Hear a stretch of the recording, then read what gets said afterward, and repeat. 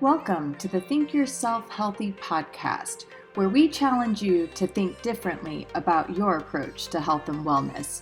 My name is Heather Duranja, and I'm excited to be here with you to take you on the journey from surviving to thriving. Hey everybody, on today's episode of Think Yourself Healthy, we have a very special guest, Christina Furia. Christina spent the first 10 years of her career as a mental health counselor and psychotherapist before realizing her true calling as a transformational teacher and coach. With a master's degree in clinical and counseling psychology, as well as a certification in coaching, Christina applies her diverse knowledge set of the mind, body, and spirit to empower those she works with to lean into their true purpose, to be free of the confines of a harsh inner critic, and to experience each day as a unique gift.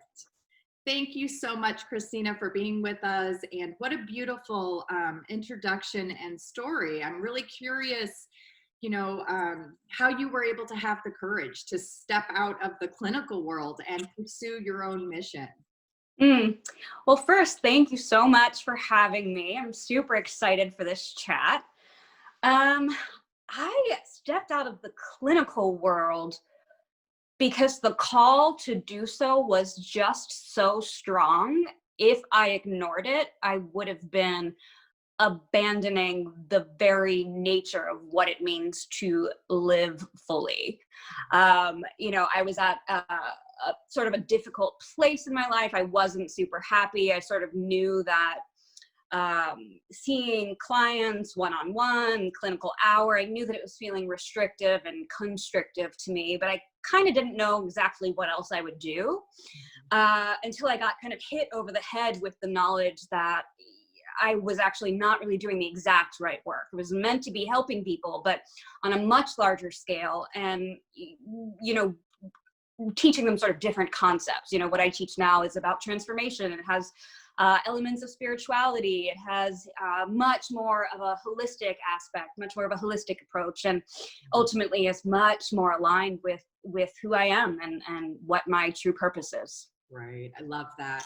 I think it's important to acknowledge your courage to be able to do that. I know for myself, I spent 7 years in an educational system in order to become a registered dietitian, and I started working in the clinical world, and I was mandated to follow certain practices that I didn't feel were in alignment with allowing individuals to truly reach their fullest potential and start living their best lives. So it was hard for the ego to let go of the credentialing and the work and, that I had invested into that. It was more of an attachment thing, like attachment to the pain and suffering of the 7 years.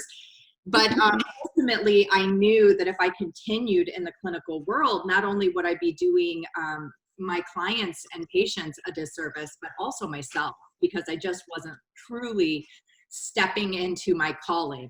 And it was scary. It was seriously a scary thing to, step up and make that choice. It also felt very alienating from my peers, because this isn't, at the time that wasn't something common. Most dietitians weren't stepping out into private practice and, encouraging all of these crazy practices like eating fat and, things of that nature. So I commend you. And I think there's a lot of people out there who are in the same boat. They're, going to their 9 to 5 and just truly feeling unfulfilled. So it's important to share our stories to encourage others to step into their own. So thank you. Yeah, thank you so much for saying that. Looking back now, I completely agree with everything you just said. The feeling of fear and particularly the fear of alienation from the people who I had come to know and respect and had respect from. It's like, am I going to survive this? Am I going to survive them judging me? Right.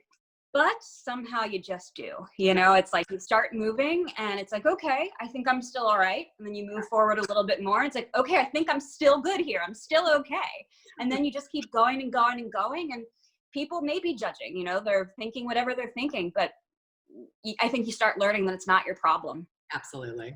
Absolutely. And I think in the process also, when you find yourself and you kind of fall into that groove of flow and alignment, that your people find you as well, and you find the support that you're seeking, from trying to stay in these professional alienated groups, that kind of thing. So anyway, off tangent, I want to talk to you about emotions. Emotions are scary, emotions are exciting, and I feel emotions are the things that we suppress the most, that are keeping us really stuck. And most of us just don't know what it means. So, what does it mean to vibe? What does frequency mean? How does emotion play into all of that? Yeah. So emotion is energy in motion. And what that means is that when you get deep down into the cells of our beings, down to, the molecular level, at the most basic of levels, what we are made of is energy. And actually, what everything around us is made of is energy. We live in an energetic universe. And so emotion is energy in motion. And when we fail to allow ourselves to fully feel our emotions, what happens is that energy gets kind of clogged up, it gets stuck. And that causes symptoms, whether it be mental health symptoms or physical health symptoms, or oftentimes both. It creates a dysfunction of being. And so really, in my view, the best way to be healthy as it relates to mind, body, and spirit is to allow yourselves to fully feel your feelings. When something arises, allowing yourself to really experience it, not to lean so far into it that you're getting lost in it, you're lost in your misery, but to feel it in an efficient and effective manner, so that you can then release it, so that the energy stays clear and you can keep moving forward. Mm-hmm. Okay. I love that explanation, and I feel so in aligned with it as a practitioner who specializes in chronic health disease, specifically autoimmune.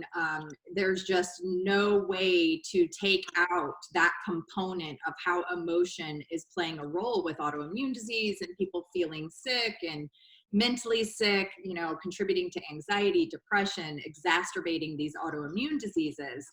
And I know for, myself, it was a weird thing to start stepping into and saying, wait, we got to start dealing with energy before we can actually start dealing with the kinds of foods you should be putting in your mouth, because ultimately the energy is kind of the driver behind the choices, when it comes to that emotional eating. So I'm a huge advocate for energy work. I believe it is the foundational piece. At what age do you feel most human beings start having suppression? When are we first introduced to learning how to suppress our emotions? How does that come about? Well, so the 0 through 12 is when the vast majority of our conditioning occurs. And I think, until we hit 7, normally we're living a pretty blissfully ignorant kind of existence in the best way imaginable, right? Like, we're living in our imaginations, we're having fun, we're playing, we're carefree, unless you have some very extreme circumstance. That's generally how a little one is going to be existing in the world. I think around 7 or 8, we sort of come out of that, our brains come out of theta at that point, before 7, up until 7, I should say. The brain is in theta, which means it's super, super malleable. From 7 to 12, we kind of move out of that phase, okay, which means that we start, becoming, I think, even more susceptible to what's being modeled for us. And somewhere in there, I think, is when it starts being, oh, well, okay, maybe I shouldn't cry right now. Or it seems like, my mom doesn't like it if, I get upset, or, if I, express myself in too big of a way. So I think that that's kind of the start of it, somewhere between 7 and 12. And then it's all kind of downhill from there, where, it's like by high school, certainly, we're being taught all kinds of things, all sorts of messaging about, how we should be and what we should not be, what we should not be expressing. I know for myself as a child, I was quote unquote overly emotional, and I cried all the time. It was the only way I knew how to express myself. I grew up in a very dysfunctional, situation early on. And so I was a crier, and everyone always, commented on my crying. And then as I grew into an adulthood, and when I got into my early 30s and hit a very transformational period in my life, I went through a divorce, had just major, major changes. I wasn't able to express myself emotionally. I literally suppressed all of the sadness, the anger, the frustration, the hopelessness, the helplessness, all of it that I was feeling. And ultimately, it ended up manifesting pretty significantly in my body. And in 2012, I ended up getting a cervical cancer diagnosis. And at that time, I was super pissed because I was like, wait a minute, I've got the nutrition down, I have the exercise down, like this doesn't make sense. I don't understand how this has happened to me. And then as I started reflecting and kind of digging deeper into it, I recognized that there were a lot of pieces that I wasn't really taking care of. And the emotional part was one of them. I wasn't allowing myself to express. I wasn't getting appropriate sleep. I was, overworking. And ultimately, this helped to manifest this disease to actually, present itself. And so that was a big game changer for me in understanding how energy truly did impact our physical health, and then being able to relate it to my own circumstances of understanding why I suppressed it, because it didn't feel safe. I had to really stand into that masculine energy and suppress all of those feelings and the intuition and all of those things. So I feel it's important that we really talk about this, because this isn't something we hear in our typical doctor appointment when we're talking about our symptoms, right? So, so in your practice, what kind of, how do you encourage individuals to start learning how to manage, co-regulate, express emotion? Well, I think, it really depends on the individual and sort of how they're showing up initially. However, there are certain things that I encourage all humans to do regardless. And, the first and foremost one is to start being an observer of yourself. Without awareness of who we're being throughout the day, what we're thinking, what we're feeling, it's very difficult to even start talking about self-regulation. It's like, because we don't really know, we're just kind of on autopilot, we're floundering, we're just trying to get by. Right. And when something difficult shows up, we just do whatever. We do whatever we've been conditioned to do. And it's like, I don't know, I guess I'll make it through somehow. So getting into the driver's seat by coming out of autopilot and really taking the wheel of your life, saying, okay, so this is the thing that I do in this moment, usually. What would I rather do? And then you can start kind of really intervening in new ways with yourself and making a new choice. Right. I feel like for the average listener who hasn't really dabbled into energy work and kind of personal development, but they're feeling really stuck. They're like sick of their shit, but they don't know where to begin. And we hear it over and over and over. It starts with awareness. What does that mean? And how do we start? Like, how does one start to become aware? That's frightening. You know what I mean? We're taught to be so distracted and so consumed with so much that we don't really know how to take a step back and actually observe. So how does one get started? Yeah, well, I mean, I think it requires desire. It requires a good enough amount of desire that you are willing. Shit. Yeah, totally. You have to be so sick of your own bullshit that you're willing to come out of your comfort zone on a continual basis. And, for me, when I really started practicing, purposeful awareness, I was all about visual cues. I set a background on my phone. Have you been paying attention to your thoughts? I had an alarm that went off on my phone every few hours. My refrigerator had a note on it, just anything that I can do to remind myself, to really jog my memory. Notice who you're being here, Christina. That was major for me. But as I got a little bit more skilled, I came to realize that the easiest way to to really tune in more and at the right moments was to just realize that when I was feeling specifically or particularly not good, to turn up the volume of awareness in those moments, because those are the moments where we need that intervention, that self-intervention. So if you notice you're not feeling good, start paying more attention to your thoughts. Okay, so I'm not feeling great. My energy feels contracted. I have a low mood, and maybe I'm anxious. Maybe I'm feeling some constriction in my chest, whatever it is. What have I been thinking about? What has just occurred in recent moments? Did I just see something upsetting on the news, on social media? Did I just have a conversation that didn't work for me? Did I just have a conversation with myself that didn't work for me? And then from there, you really come to have a much higher level of awareness of what goes wrong when you start feeling lousy. Right. I love that. I think that's a beautiful tip. So is this the same way we start to move through difficult situations? Like when we encounter something that in the moment might feel like, oh my gosh, how am I going to recover from this? Where do I go from here? Is awareness the same place that we have to start to move through the emotional component of that? How do we work through those difficult situations with ease?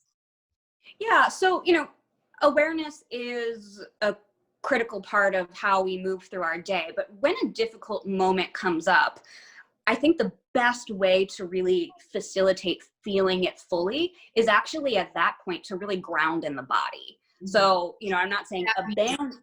What does that mean? Yeah. So, I'm not saying abandon awareness in that moment. You want to maintain the awareness so that you realize, okay, I'm feeling especially not good right now.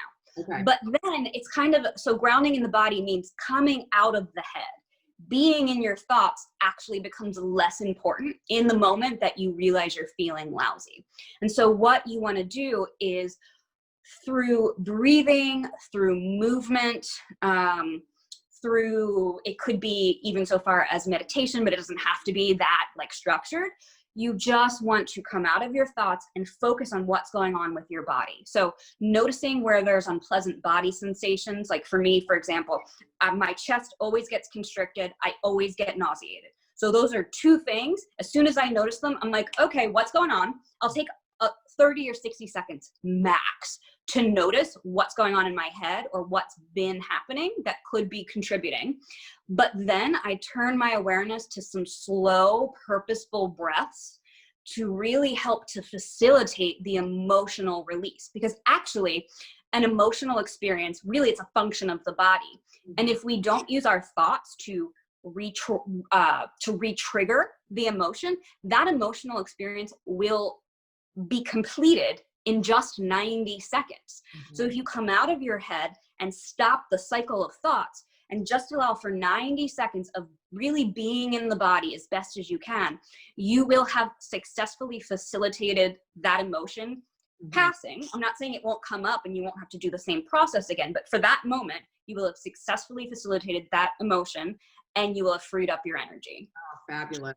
All right, now I've got a serious question here. What about the person who really struggles with learning how to access their breath, control their breath, manipulate their breath?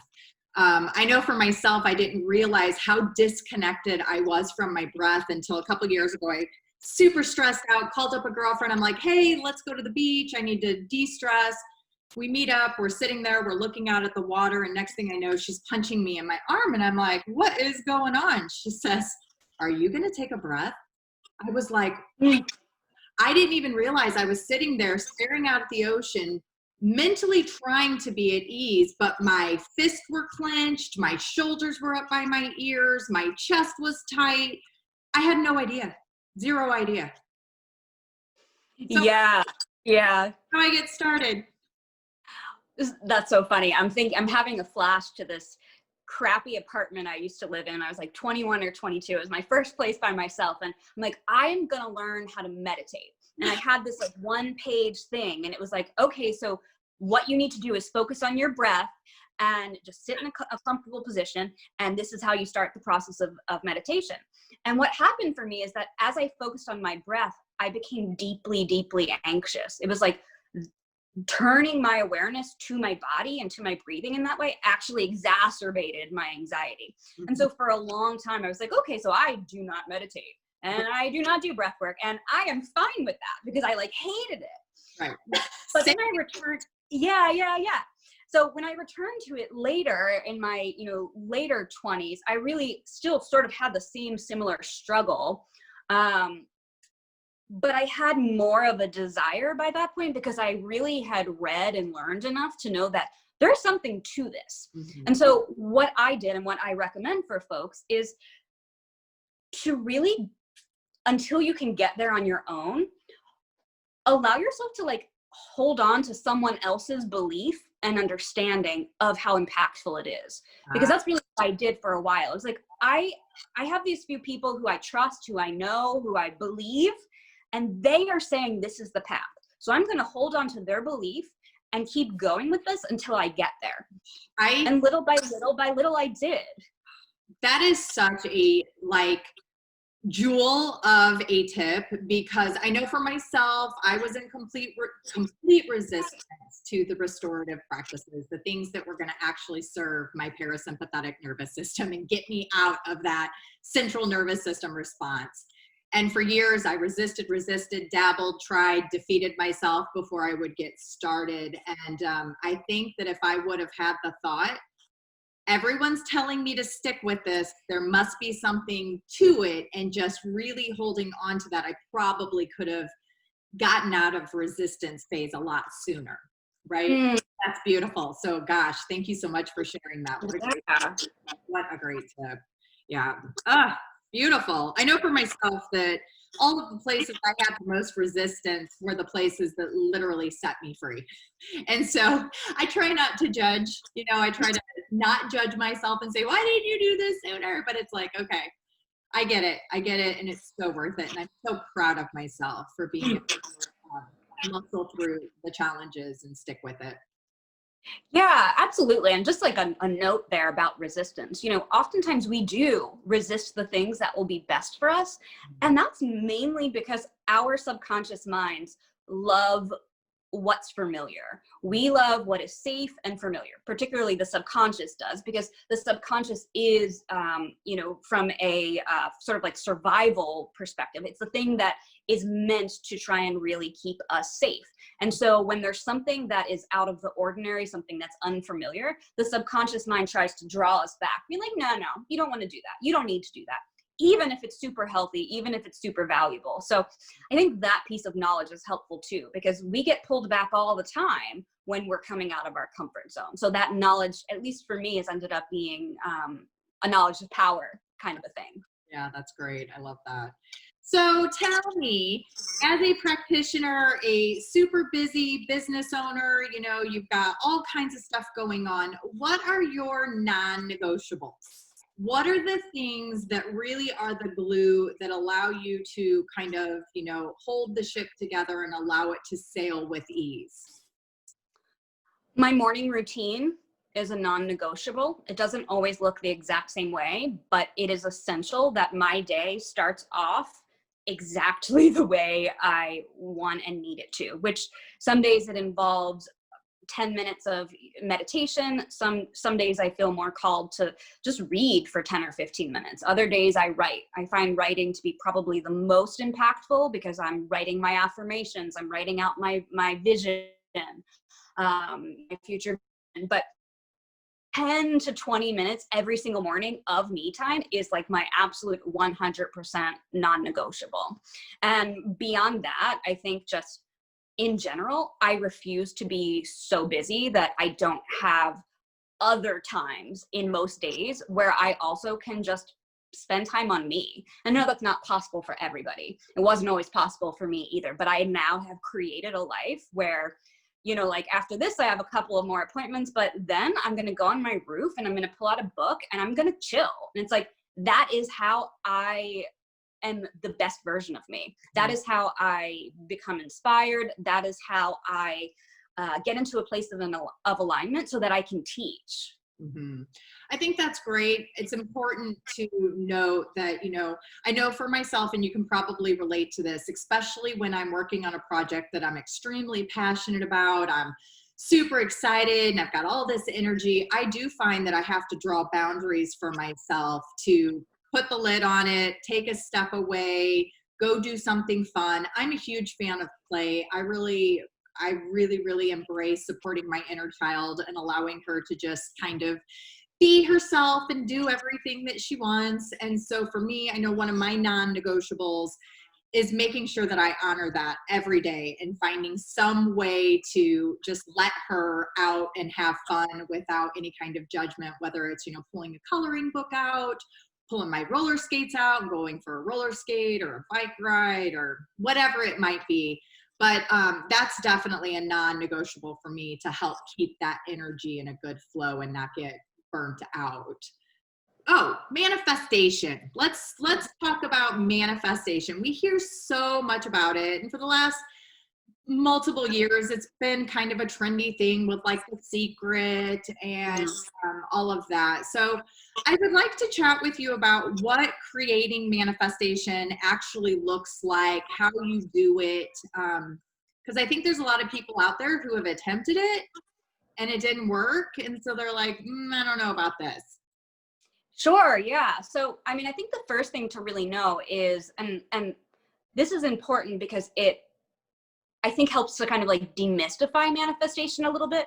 We are always manifesting, so our thoughts are responsible for so much of what we end up creating in our lives. Because if you think perpetually negative thoughts, you're going to most likely, more often than not, you're going to get negative results back, even if it's just in the form of, random interactions with strangers that have like a nastiness to them, or, just not getting ahead in your career or whatever it is. Where on the other hand, if you think thoughts that are more positive, more expansive, I bet you're going to have a completely different set of experiences. So with that being said, to really purposely or consciously manifest, it requires, one, that you get really clear on what you do want. So getting a crystal clear vision for what you want. And, if you're not able to get 100% crystal clear, you get as clear as you can. Mm-hmm. And then from there, and this is really like the ticket to working with the energy of this, working with the energetics of this. From there, you need to give your vision, the thing you're manifesting, attention every single day. It is our attention, where we're putting our focus, that actually moves the energy. It flows energy towards our manifestation. And that energy, then, it gets more and more potent. Where we are now and the energy of our vision of what we're manifesting, there's a connectedness between it, and it gets more and more strong in its connection the more we flow attention to it.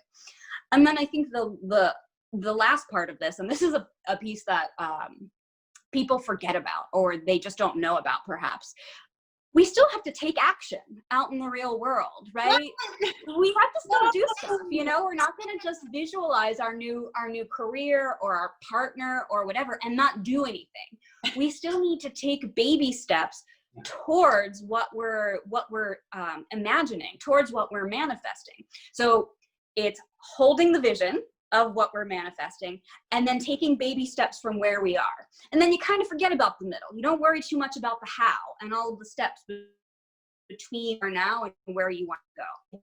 Mm-hmm. That's where we let the universe kind of come in and do its thing. Yeah. And I think that's where we find ourselves really being attached to outcomes and not being able to let go of control. And that kind of blocks us from allowing the universe to bring the things into our lives that we're desperately seeking. We're literally standing in the way of that being obtainable. So for the person who's interested in wanting to do manifestation, has given it a try, but has difficulty with taking the baby steps, what can those baby steps look like to create that consistency and then start seeing some return on our investment?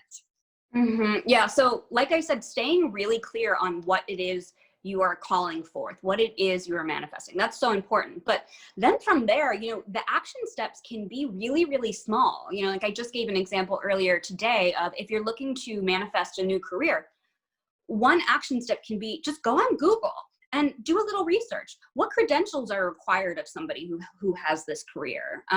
Who are some people who are already successful in this realm? You know, little tiny things. And part of why it's so important, other than the fact that we still have to do things because it's not just going to show up at our doorstep, but part of why it's so important is those action steps signal to the energy of the universe that we really mean business. It moves the energy along. We're doing some things. We're not just thinking some things. We're doing some things. So really small steps over time can have really, really big impact. All right, so I've put together my vision board and I have a manifesting bowl full of all of my wishes. Now what? Well, manifest one thing at a time. People often think that, you know, you can, you know, manifest a whole new life, and you can. But if you really have one thing that kind of calls to you more than all the rest of the things on the vision board, you want to flow your energy towards the one thing. You know, there's a principle in physics that says the system with the least diversity conducts the most energy, meaning flow your energy to one thing and you're going to get there much faster. You will collapse space and time by flowing energy towards one specific goal. And that's really, really important. Otherwise, the energy is a little bit more dispersed. I'm not saying you won't still eventually manifest all of the things, but it's going to take more time. Right. I love that. Work smarter, not harder. Absolutely. Focus on the vision. I love that. So what does it mean for us to practice consciousness? What, you know, there's a lot floating out there right now about consciousness. It's like the new trendy thing, and I want to be conscious. So how do I do it? Give me some, girl. So yeah, I mean, you're right. Consciousness has become trendy, and consciousness means a bunch of things. And actually, I think to some extent, consciousness probably can't really be defined because it actually, at least for me, it relates to the stuff of the universe, this intelligence of the universe that we really can't put into human language, in my opinion. However, the way in which it is definable for me, really, it's synonymous with awareness. You know, to be conscious means to be aware, to come out of autopilot and to be awake to life. Who am I being? What is going on around me in the present moment? It's like, that is the most simple way of describing consciousness. Not letting your old conditioning and programming run the show. Because if that's what you're doing, you're barely awake. You know, it's like you're to be a little dramatic, you're like half alive, right? It's like you're running on the past. And so when we come out of autopilot and come into the seat of awareness, now we're not bound by the past. It's the present moment that dictates our experiences. And with that, you are just inherently conscious. So what was the most profound moment for you where you recognized you were being in that state of consciousness and you were shifting the paradigm from your old behaviors into developing new behaviors that were more in alignment with you and who you wanted to be in your business? Do you have a specific memory that where you remember like, this was the moment where it kind of clicked for me? I don't necessarily have one moment where it clicked. However, I do have one area of my life where it would become most apparent again and again. And it was, or slash is, my relationship. Because before I sort of realized I'm not doing the right work, all of the stuff, my brand new marriage was like on the brink of failure. And so as I realized, okay, I'm going to be making a career shift, I'm going to be changing the way I live, the way I go through life, I also was like, well, I guess I should probably try and work on this like 6-month in marriage. And so that was really the area where I noticed my conditioning and programming most, because we had developed so many negative dynamics, which had become a part of my programming. And so when we would interact and it wouldn't go well, I was suddenly acting like a version of me from 2 or 3 years ago. And it was just too obvious to not notice. So I'd be like, okay, you need to become present day Christina again. And then it would be, it would be hard, because the pull to the familiar, again, to that conditioning, that programming, it's so strong. I was like, well, do I even want to be the new me? Maybe I do want to be the old me. That feels way easier. But again and again and again, you keep making a new decision, making the new decision, picking the new way. And over time, it got much, much, much easier. Mm-hmm. I love that. Thank you for sharing that personal moment. I think it's important to be kind of transparent and help others see, our difficulties, the places that we have personally struggled, and how they either served us or didn't serve us. I think a lot of people can relate to certain, incidences and circumstances. So when you decided that you were going to shift your practice to this new version, is this when you started Instagram? Like, did the new, your new frequency, did it all come at once, or was it like slow pieces that kind of accumulated? So I attended a conference. It was a 3-day kind of like deep dive conference on transformational principles, but I was just brought there. I didn't know what I was getting myself into. And so on the second day of that conference, that was when I realized, oh my God, you're doing the wrong work. And it was not subtle. It was very much like I got hit over the head with it. And I felt very much like I was just suddenly crumbling. Like the third day of the conference, I quite literally was wearing pajamas. Like I could not get myself together. I was going through it. I was absolutely horrified. So for about 6 months after that, I was just trying to like recalibrate, like what do I want? What makes sense? What do I do with this practice I've spent years building? So it took me some time. And then I finally started Your New Frequency about, I think it was like 10 months after that initial like crumble moment. How did you come up with Your New Frequency? So I could not decide on what to call my, I guess, like brand for a long time. And I just went back and forth with all different kinds of things. And like, maybe I'll just be Christina Furia 2.0. And my wife was like, I think that's corny because that only really means something to you. And then eventually I just was like, okay, well, what are words that feel aligned with what I'm doing, with who I am? I'm like, okay, well, 2.0, that's like new. It's the new me. Mm-hmm. And then eventually it was like, okay, well, vibration, frequency, energy. And then one day it just like came to me. It was like, Your New Frequency. Because it's not about me, really. Right. It's about what I want to teach to others. It's like Your New Frequency. Mm-hmm. And as soon as I came up with it, I was like, that is it. That is the winner.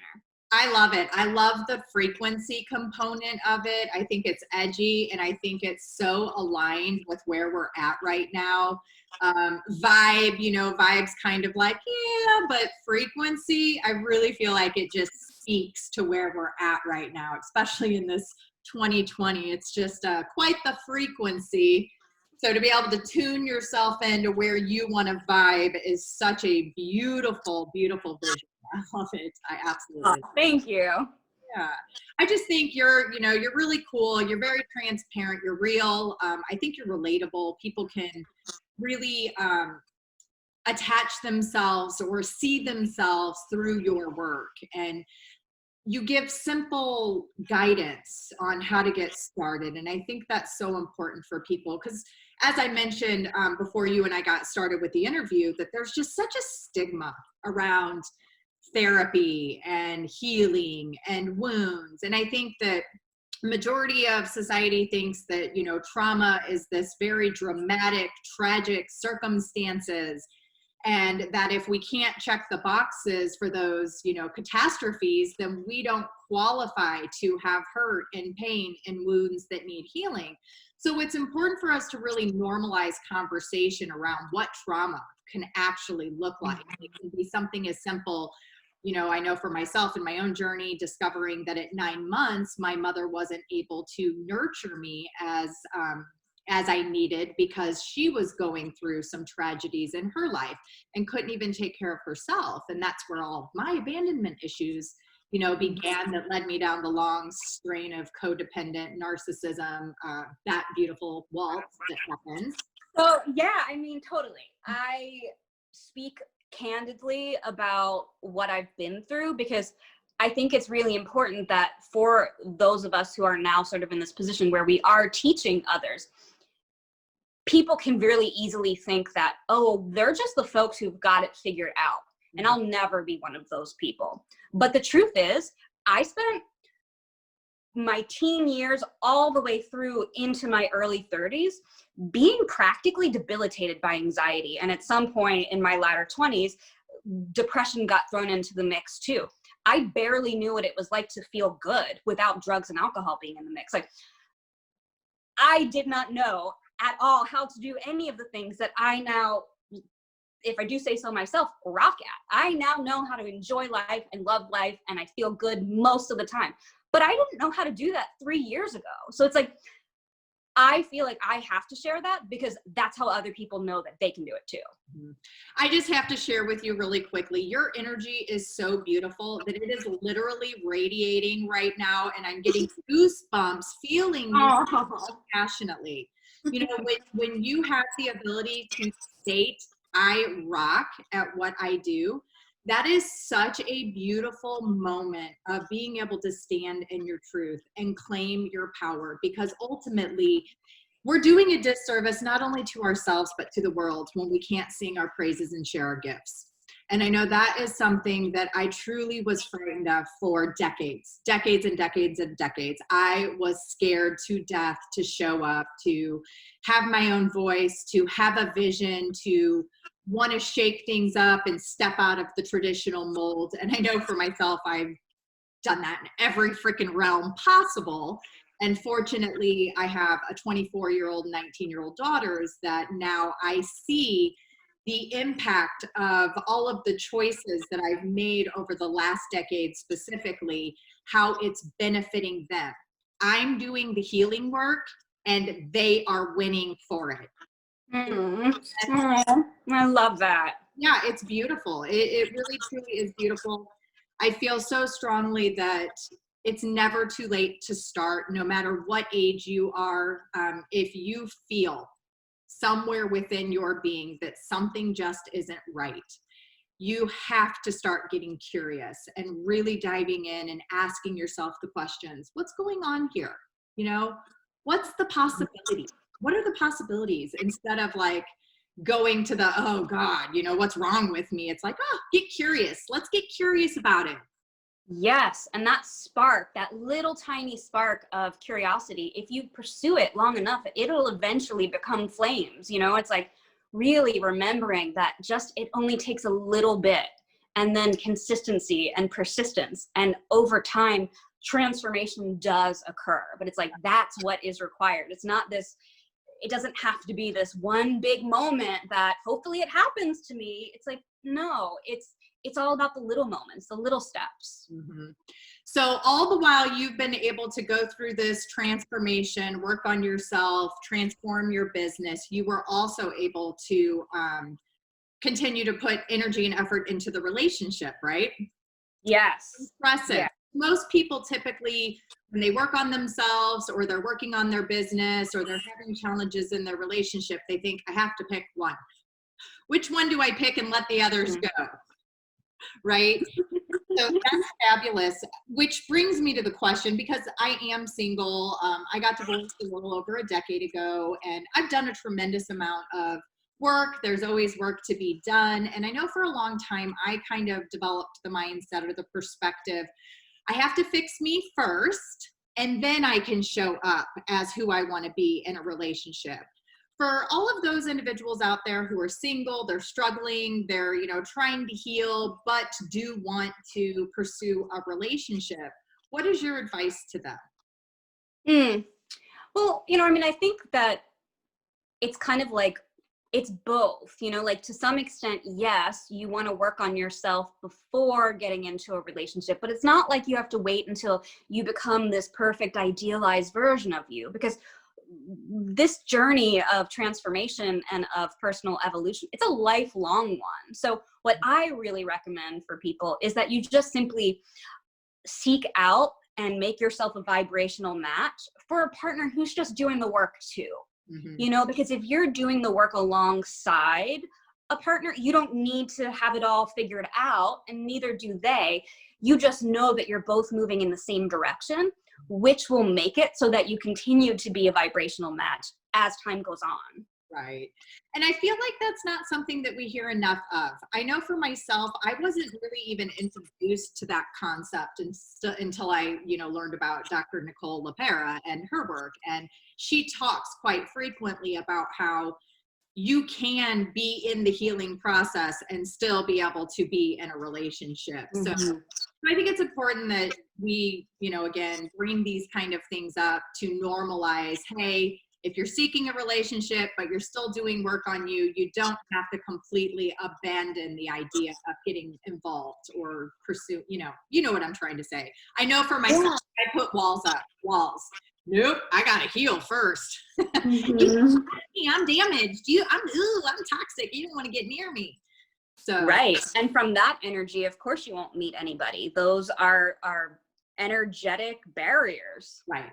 Yeah, absolutely. Gosh, I think I could talk to you forever and ever and ever. You have such great energy and you're absolutely gorgeous. So thank it's a pleasure to spend my late morning, early afternoon for you together. One more quick question, if I can squeeze it in, because I know for me, this was one that was a real challenge, and I feel most people probably struggle with it. The inner critic. How do we shut that up? It is, talk about a journey, right? The inner critic is really a part of us, and I don't think it will ever fully cease to exist, because it's part of the human experience that we experience both. We can experience the negative self-talk and the positive self-talk, but the most important sorry, almost knocked over my whole setup here.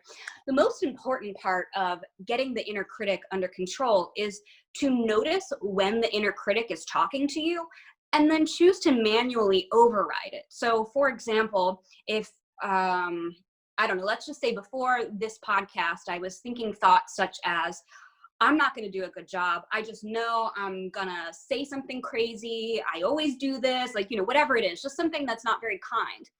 If I notice that I'm doing it by practicing awareness, I can then say, all right, this isn't what I want to be hearing. What would I prefer? What would feel better to me in this moment? And then you reach for the thought that feels better. And in some moments, it's going to be something that you've kind of pre-selected. Like I have certain affirmations that I'll insert in moments where my harsh inner critic is coming at me. But in some moments, it's just as simple as, no, you got this. You're going to do great. And you just tell yourself what you need to hear, because we already know what we need to hear. We just don't think to give it to ourselves. Right. Yeah. I thank you for sharing that. I had a moment for myself just a couple of weeks ago where I truly was able to celebrate the inner critic. I did this crazy thing and I participated in a reality TV show called Dodgeball Thunderdome. And so I got myself involved in this, not really knowing what I was stepping into. So I showed up to the set. It was outside in the desert. It was freaking an obstacle course, like super hard. So I spend the day, I go through this thing. I mean, I took a beating. And so at the end of the long day, I get in my car to drive home. And the first thing I say to myself was, oh my gosh, Heather, I am so proud of you. That was amazing. I cannot even believe that you showed up to do that. Like, holy shit, you rock. The old version of me would have been like, I am so humiliated and embarrassed. I cannot believe that you even put yourself into this situation. You weren't prepared enough. You should have trained, blah, blah, blah, blah, blah. Didn't even creep in And I remember after having that thought, I like stopped, and then I was like, turned on the music. I was like, wow, this is monumental. This is a celebratory moment of all the work I have done for decades. And now that is your new frequency. Yes, and now I get to share it with freaking national TV on Discovery Channel. So, oh my God, that's so cool. Congratulations all around for that. Yeah, it was funny. It aired last Wednesday, and I had so many people messaging me going, oh my gosh, that looked so hard. You took it like a champ. I was like, oh. So I think it's important that we really try to embrace the ability to celebrate those small wins. When we do have those moments of awareness, we have to call them out. We have to celebrate them, call our girlfriend, call our mom, you know, whoever, and just cheer and celebrate.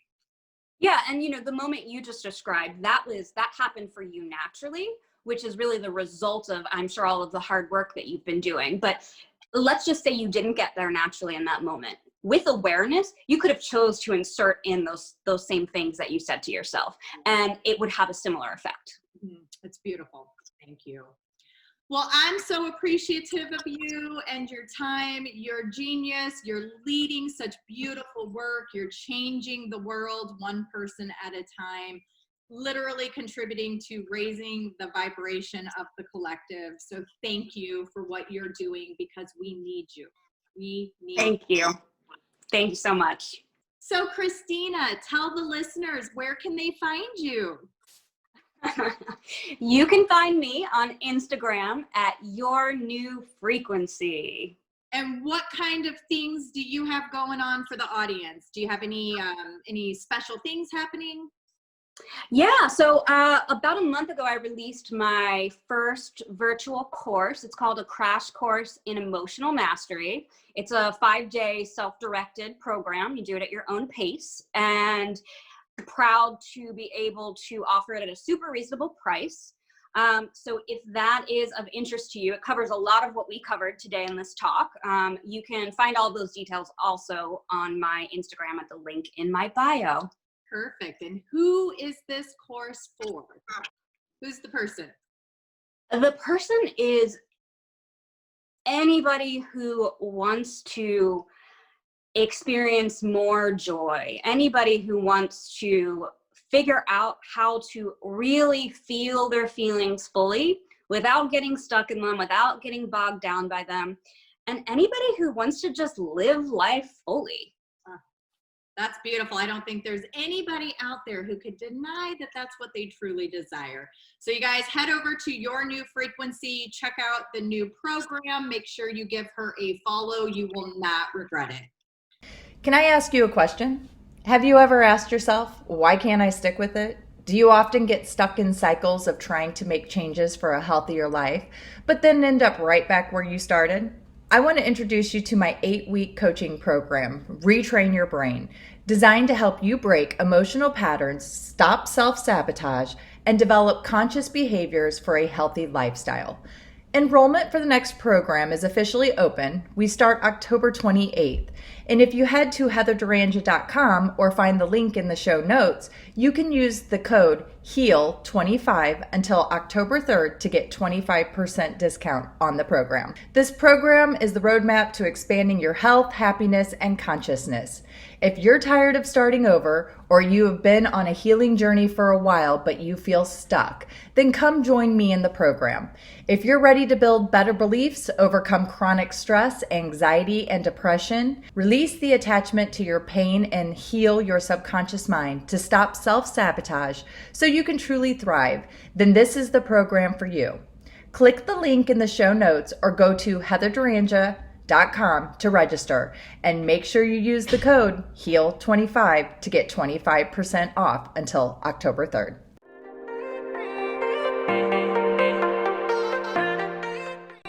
Thanks for joining us on the Think Yourself Healthy podcast. Make sure you leave a review and let me know what you think. I love reading your feedback. Come hang out with me on Instagram at heatherdurangia, and don't forget to take a screenshot that you're listening to the podcast and tag me. I love to share it.